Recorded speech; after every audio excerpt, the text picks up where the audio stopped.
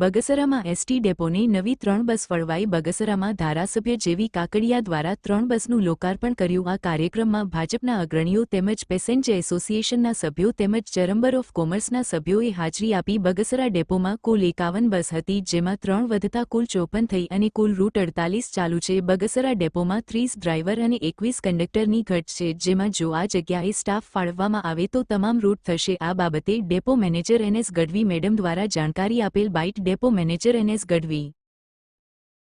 મારું નામ નિમિષાબેન ગઢવી છે. બગસરા ડેપો મેનેજર તરીકે ફરજ બજાવું છું. હાલ આજે ધારાસભ્ય દ્વારા બગસરા ડેપો ખાતે 3 ગાડીઓનું લોકાર્પણ કરવામાં આવેલું છે. એ 3 વાહન છે એ બગસરા સુરત અને બગસરા કૃષ્ણનગરમાં ફાળવવામાં આવેલા છે. અને અગાઉ હવે પછી જ્યારે પણ આપણને નવા સ્ટાફની રિક્રુટમેન્ટ કરવામાં આવશે એટલે નવા સ્ટાફ આવે, નવા વાહન આવે, નવા રૂટો પણ આપણે ચાલુ કરશું.